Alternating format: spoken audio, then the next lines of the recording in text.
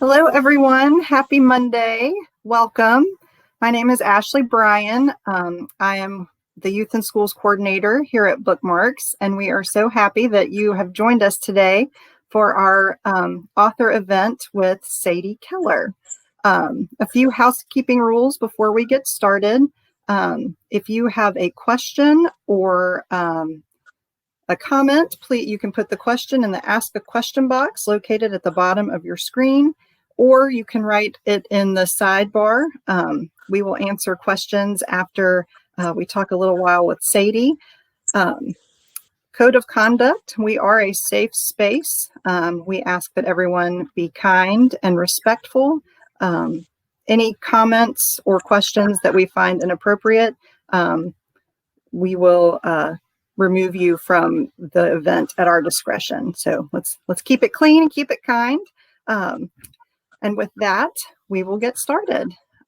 Today we have Sadie Keller, the author of Better Angels, with us. Sadie is very impressive for someone her age. She was diagnosed at age 7 with cancer and has taken what is a very scary moment in life and turned it into something just absolutely beautiful and inspirational.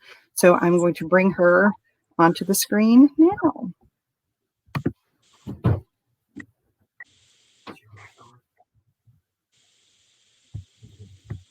Hi, Sadie. How are you? I'm good. How are you? I'm good. Can you hear me okay? Yes. Can you hear me good? Yep, we're good. All right. Well, we have quite a group with us here today. We have 2 classrooms, a Girl Scout troop, and we are also partnering today with Brenner's Children's Hospital. So we also have some, as you call them, cancer kids with us. So that's exciting. So awesome. Yes. Well, Sadie, do you want to tell everybody a little bit about yourself, or? Yeah. Well, hi, everybody. My name is Sadie Keller. I am 13 years old. And whenever I was 13, or whenever I was 7, I was diagnosed with acute lymphoblastic leukemia, which is a type of cancer. And that was something that was really, really scary for me to go through. I went from just being a normal kid, playing soccer, doing things that any other normal kid did, to now being a cancer kid and having to get chemotherapy every week. And my type of treatment was 2.5 years long. And throughout my treatment, I always loved giving back to people, helping other people, and just becoming an advocate for childhood cancer and wanting to fight for childhood cancer.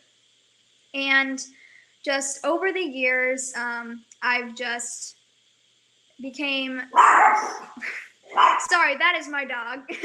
I've just become I've just become such an advocate for childhood cancer, and it's something that I really want to fight for, especially because I've been through cancer and I know what so many kids are going through. And just that's a little something about myself, is that I just love to fight. And I'm just kind of like any other normal teenager too. I love to still hang out with my friends. I love to go swimming and stuff like that. And I just wrote a book, which is really, really amazing. So what, gosh, I mean, you have so many things going on. At what point did you decide that you wanted to write the book? Yeah, well, I'm really good friends with Congressman Michael McCall, who is the co-author of Better Angels. He wrote the foreword and afterword, and we met back in 2016. And ever since then, we've been talking about writing a book together because we're both very passionate about childhood cancer and we want to make a difference for it.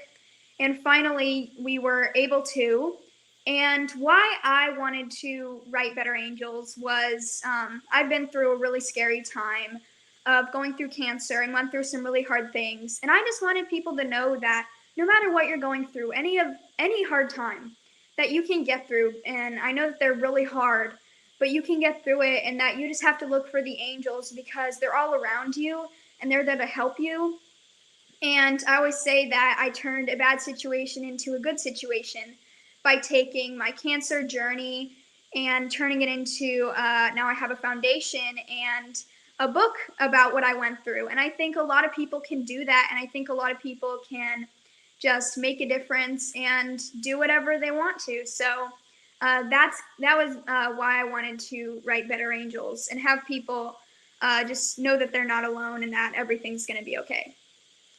That's amazing. And so the book obviously is super impressive and amazing, but you've done some other things as well. Can you tell us about some of the other initiatives that you've been behind?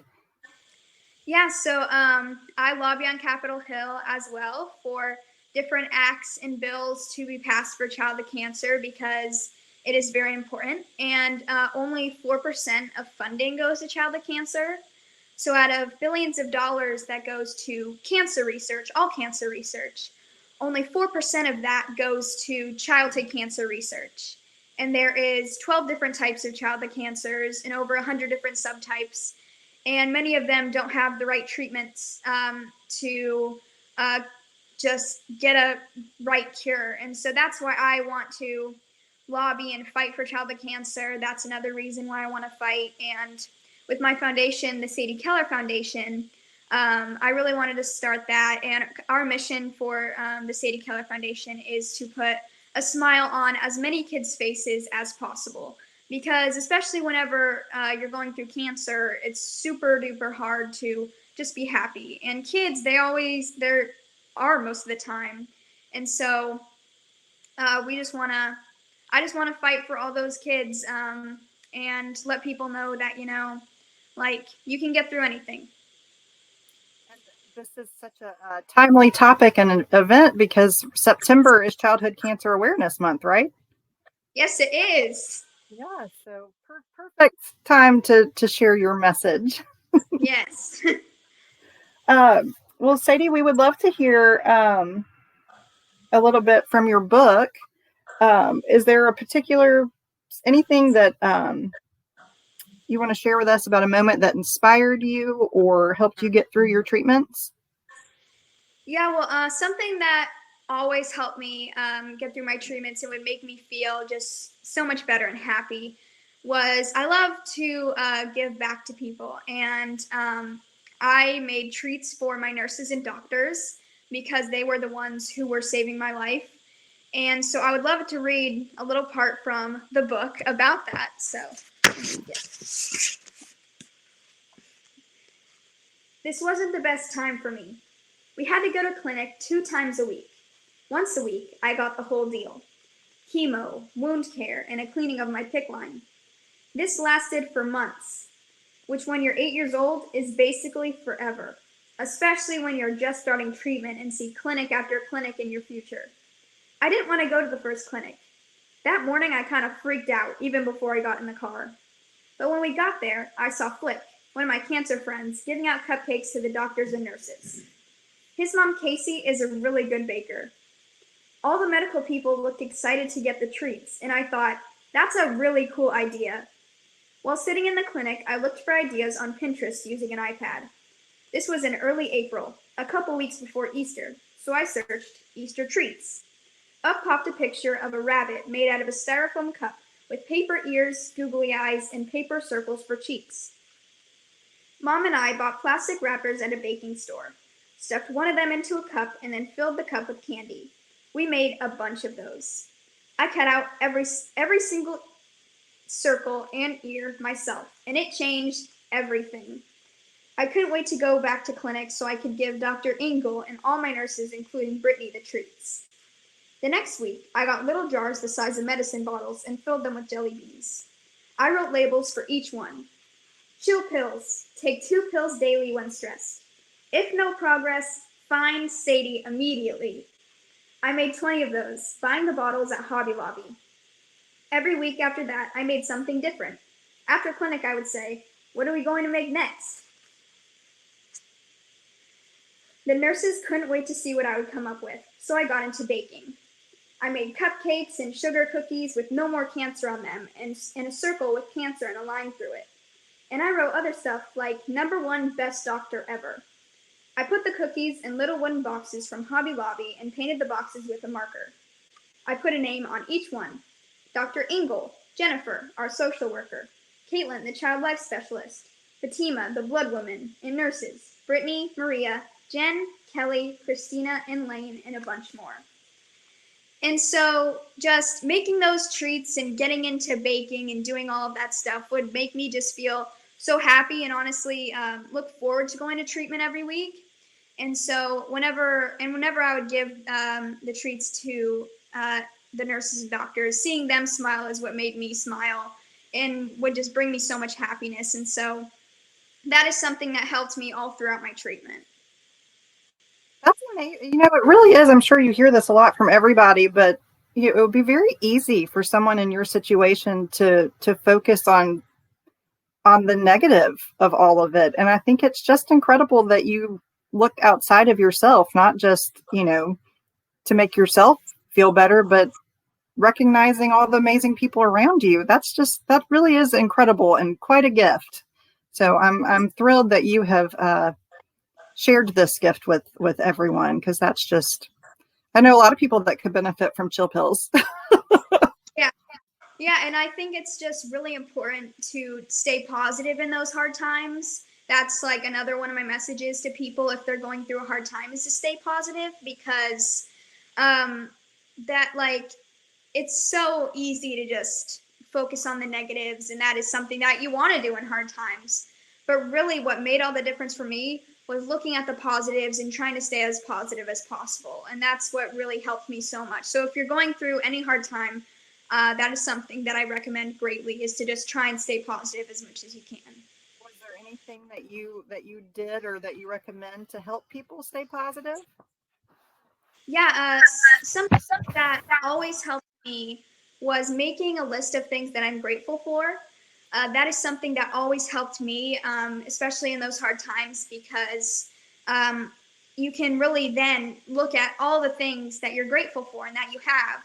And so writing down, like, I'm grateful for my family, and I'm grateful for my friends, and I'm grateful for my hospital, stuff like that is looking at my list just helped me focus on the positives and those things that I had. And also my family always being there for me. They were always the ones who, if I was really, really sad or really down or not feeling good, they would always be there to cheer me up. Like tell me jokes or make me smile, and that's something that would always help me. So just those are some things that helped me greatly. You also have a very generous and giving spirit. Do you want to share with everyone the toy drive that you Yeah. executed?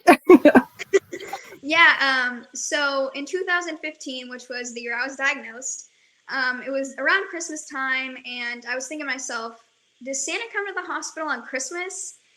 And so I asked my parents, and they said, well, how about you ask your doctor tomorrow? Because we were going to the hospital. And so I asked my doctor if Santa came to the hospital on Christmas, and she said, yes, he does. But still, after that, I just couldn't imagine being in the hospital on Christmas, because I'm sure, as many people, Christmas is my favorite holiday. And so, and I also thought, like, Santa has the whole world to see.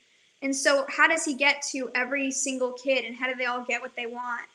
And so, I decided to kind of like help Santa out a little bit by making a toy drive called Sadies Sleigh. And that first year, I collected 1,300 toys, which was really, really incredible and those went to my hospital, Children's Medical Center in Dallas. And just last year in 2019, we've been doing this every year.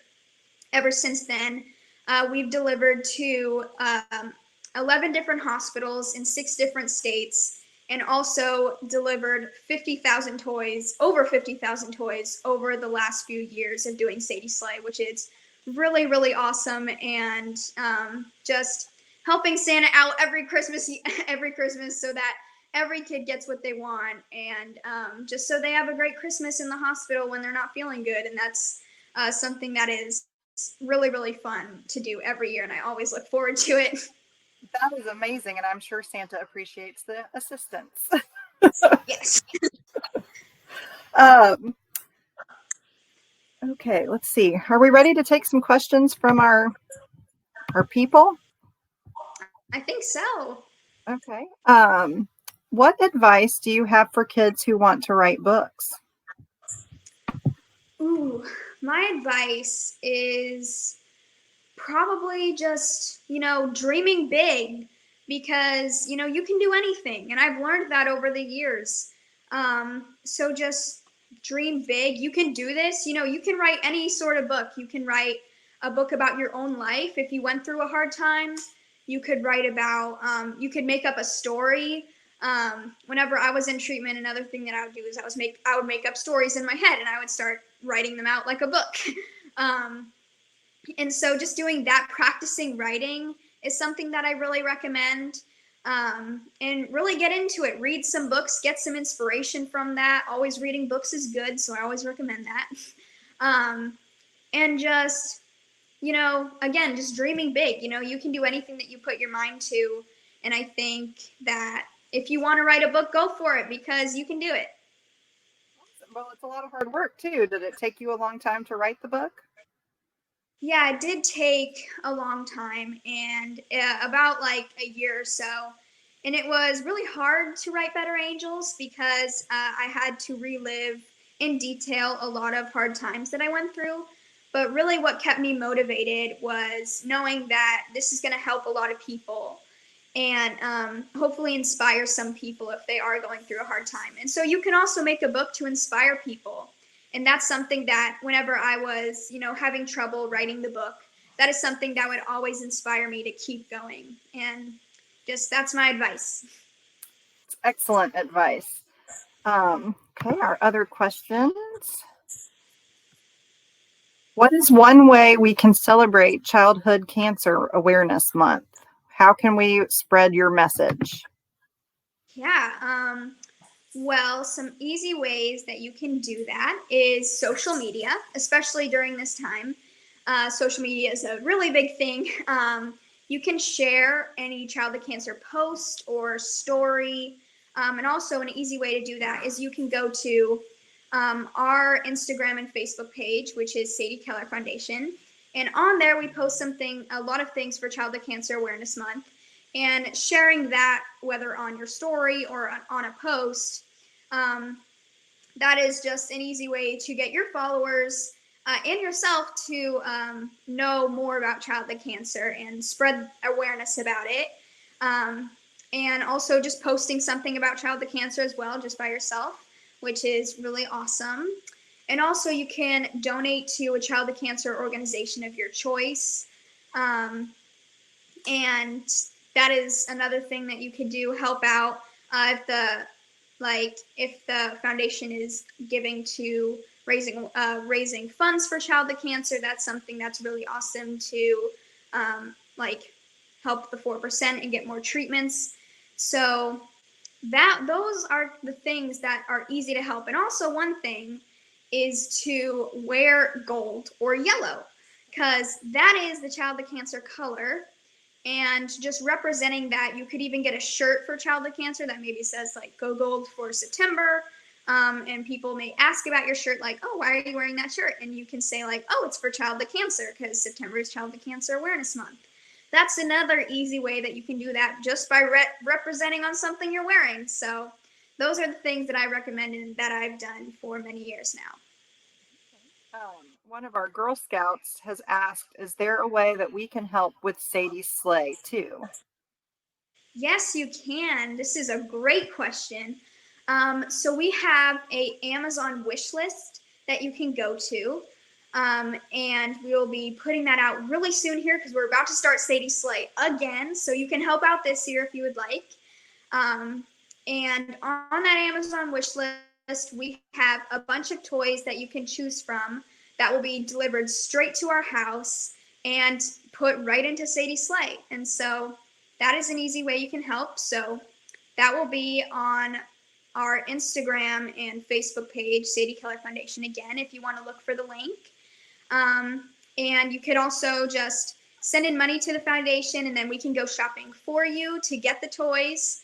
Those are some ways that you can help with Sadies Sleigh. So. Perfect. I'm trying to share the link in the chat. Yes. Foundation. Awesome. And afterwards, I will send out an email that has all of this. And in it for all of our attendants. Sadie, what is your favorite book other than yours? Yeah, I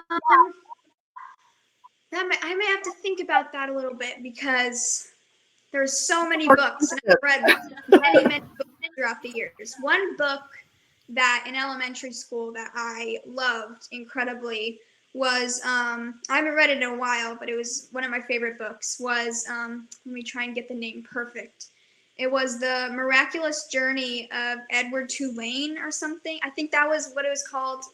And that was one of my favorite books because I loved the story and I loved how it went from just, if you haven't read it, but the doll went from just person to person, and it's just a different story every time, and I loved that so much. And I'm really a fan of graphic novels, so those are books that I always read. And one book that I've probably read about 15 times, not even exaggerating, is the book Smile. I'm sure many people who are watching this probably have read it.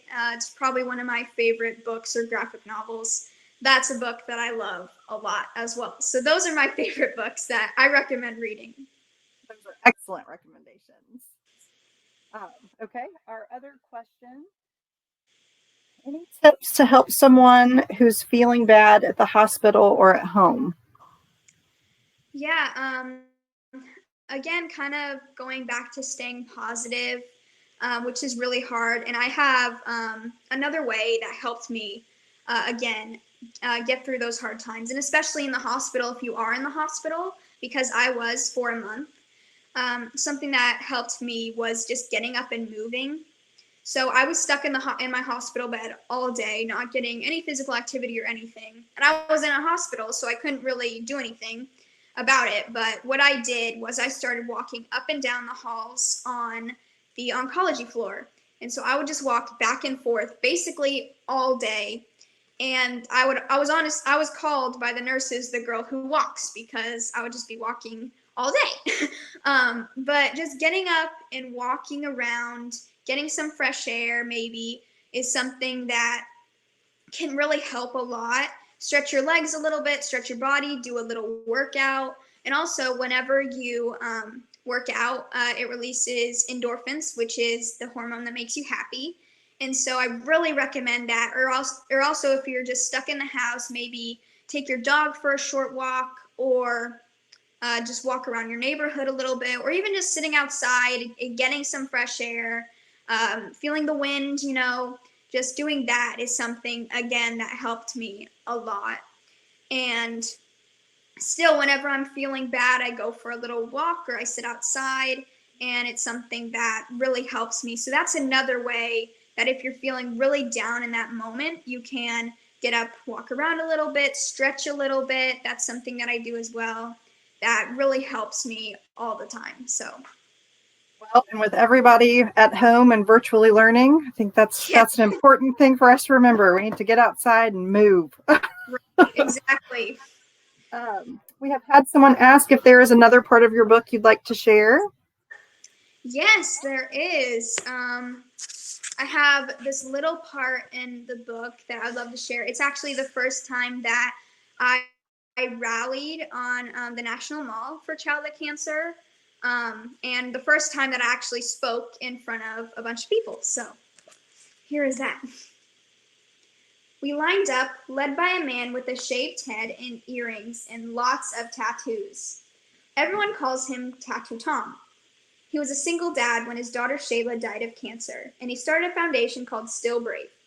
Tattoo Tom has a really loud voice, which is why he walks in front of the rally. He has a bullhorn, but sometimes it seems like he doesn't need it. He's that loud. We marched from Freedom Plaza to the Capitol while Tattoo Tom had us all chanting, "Kids with cancer got it rough. Kids with cancer got it rough. Don't you look the other way. Don't you look the other way. You might be marching with us someday. You might be marching with us someday." Mom, Dad, Grant, and I all looked at each other while we yelled and carried our signs. Never in a million years did we think we would be doing anything like this. We're just not the protesting type of people. We never thought we'd be rallying for childhood cancer in Washington, D.C. Then again, we never thought we'd be a family with childhood cancer. Besides, the First Amendment to the Constitution is not just about freedom of speech. It also protects freedom of assembly, the right, the right to march behind a tattooed guy with a bullhorn. As we marched, we looked behind us. I saw hundreds of people walking and in wheelchairs, parents who had lost their child, advocates for childhood cancer, all kinds of organizations, siblings of kids with cancer, and kids like me with cancer. A lot of kids had no hair, like me. It felt so good to see them. I felt like all of us belonged together. We went on to the National Mall and made a huge circle. Mr. Mike from the True 365 came up to me. Sadie, would you like to say a few things? Sure, I thought. Here I go again, always saying yes. I had no idea what I would say. 5 minutes later, I found myself standing in the middle of a huge circle of people all staring at me. Mr. Mike handed me a mic. I had no words, and then I did. I'm Sadie Keller. I have leukemia.